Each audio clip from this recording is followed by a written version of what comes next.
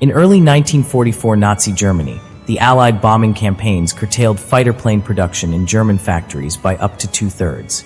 To restrict the effectiveness of these attacks, the Reich Ministry for Armaments and War Production, under Albert Speer, and the SS made the decision to speed up the building of huge underground factories in order to transfer production there.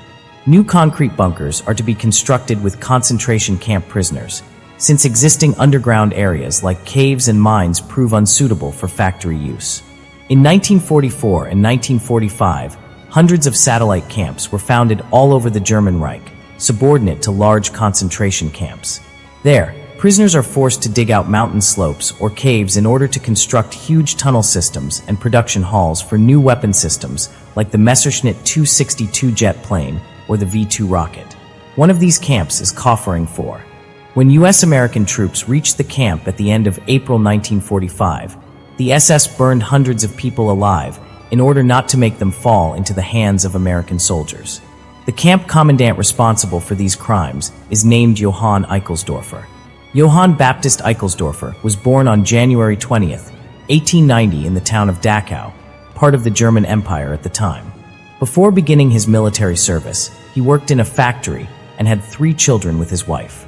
The First World War erupted on July 28, 1914. Eichelsdörfer was a sergeant in the 5th Infantry Regiment of Grand Duke Ernst Ludwig of Hesse in the Bavarian Army during the war.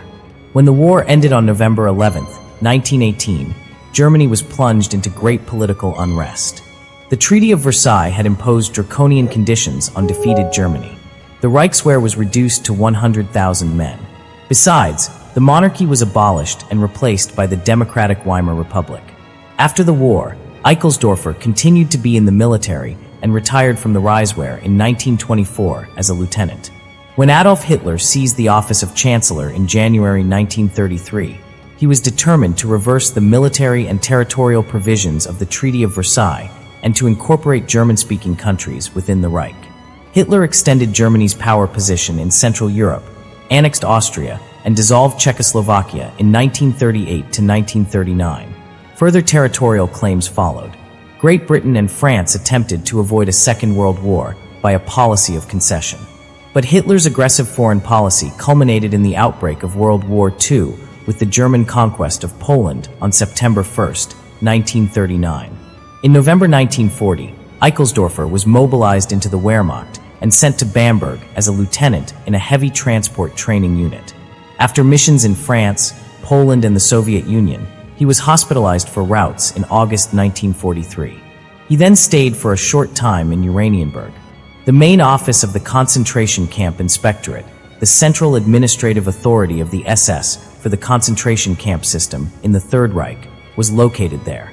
In the spring of 1944, Eichelsdörfer was assigned to the SS Guard Command of the Dachau concentration camp. On July 15, 1944, he was sent from there to one of the satellite camps to be trained for camp service. At the end of August 1944, Eichelsdörfer was transferred to the Kauferingen subcamp complex of the Dachau concentration camp. In the Kaufering camps, prisoners often slept in poorly heated, poorly equipped earth huts, some of which were sunk into the ground and covered with earth to prevent them from drying out. The larger of the 11 camps each housed several thousand prisoners. The vast majority of them were Jews. Diseases, malnutrition, and brutal working and living conditions claimed numerous lives. The people who arrived at the Kaufering subcamps had previously been imprisoned in other camps or ghettos, or had completed long forced marches. They arrived already very weak and had to do hard forced labor. Cutting down trees, uprooting roots, constructing earthworks, laying rails, or walking with heavy sacks of cement and other building material with meager food supplies. Instead of perishing in gas chambers, Jewish forced laborers in the Kaufering camps were compelled to perish through work in the German armaments industry. They had to report for roll call as early as 5 a.m., and then often have to walk a long way to their place of work. Besides day shifts, there were also night shifts, during which accidents frequently arose because prisoners collapsed from exhaustion or fell asleep. Many were afflicted with skin rashes due to permanent contact with cement dust. Others fell ill due to hypothermia. There were no bandages or drugs. The weakest perished after only a few weeks, others after a few months. Those who could no longer work were sent to Auschwitz by the camp administration. After the gas chambers had stopped functioning, these individuals were sent to the Kaufering 4 camp, which was also referred to as the death camp because a particularly high number of individuals died there very rapidly. Eichelsdörfer first became camp commander of Kaufering 8 for a few weeks. In October 1944, he assumed command of Kaufering 7 and became a member of the SS in the process. In January 1945, he was finally assigned Kaufering 4, which was already at the time being run as a so-called sick camp. Kaufering 4 had been built in September 1944 between the villages of Kaufering and Herrlich for 500 prisoners. Later, there were around 3,000 inmates. Before the camp was renovated as a so-called sick camp, a sanatorium where prisoners who could no longer work were sent to die. The prisoners were compelled to work at the Lagerlechfeld Air Base, on road work, and at the Walnus 2 bunker. When a typhus epidemic broke out in early 1945, Camp Dr. Max Blanqui and the SS guards no longer leave the barracks in fear of being infected. The prisoner doctors were hardly able to help because there were neither medicines nor medical equipment. U.S. soldiers surrounded the Kaufering camp complex in the last days of April 1945. The SS evacuated the camps and compelled the captives on death marches to Dachau. Anyone who was no longer able to keep up was shot or clubbed to death. On April 27, 1945, the SS under the leadership of camp physician Max Blanqui set fire to the Kaufering 4 camp, as well as 360 prisoners who were no longer able to march. They wanted to keep them from being liberated by the Americans. The Jewish inmates were barricaded in their barracks and threatened with being shot if they tried to escape. Then the camp was burned. Some died in the fire in the huts. Others were able to break through the doors and pull themselves outside, only to die there. Some bodies still had bits of clothing on. Most were naked. A few hours later, U.S. soldiers freed the camp. They found only 12 survivors. For Julius Bernstein, April 27, 1945 was the day his life changed. His division, the 12th U.S. Armored Division, was near Landsberg am Lech when it came upon the camp. He remembered later, "We were half an hour late. When we entered the camp, we saw what had happened. The camp commandant had tried to destroy every trace. There were about 4,000 inmates. They were barricaded in their barracks, soaked in flammable liquid and burned alive. I stood all afternoon, up to my knees in corpses. I think 12 survived. You forget lots of things as you get older, but one thing you don't. Even now, talking to them, I can smell the burned flesh. I will never forget that." Colonel Edward F., sailor of Lowesville, Kentucky, who led the military administration of the 12th Division, ordered some 250 civilians, mostly local officials, to line up at gunpoint to bury the bodies. Among those taken to the camp was Johann Eichelsdörfer, who, as camp commandant, was in charge of the Krolats.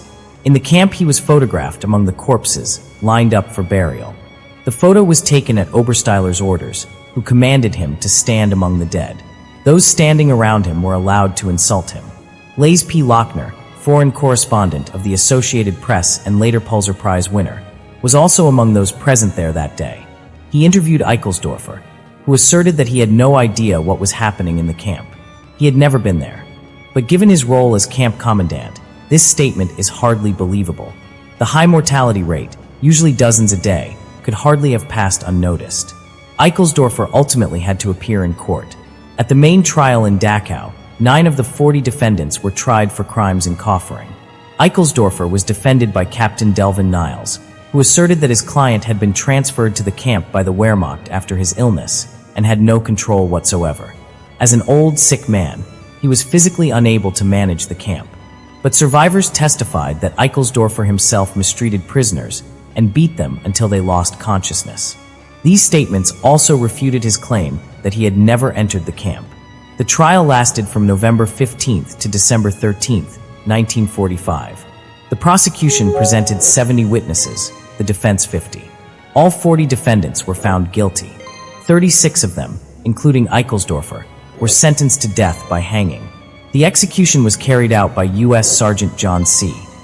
Gebertz, a man with no proven previous experience as an executioner who was notorious for carrying out the executions in a particularly cruel manner. The Nazis he hanged did not die by breaking their necks, but by slow strangulation, a process that in some cases took several minutes. Johann Eichelsdörfer was hanged on May 29, 1946, at 2:14 p.m. in the Landsberg War Criminals Prison. He was 56 years old. No tears were shed for Johann Eichelsdörfer.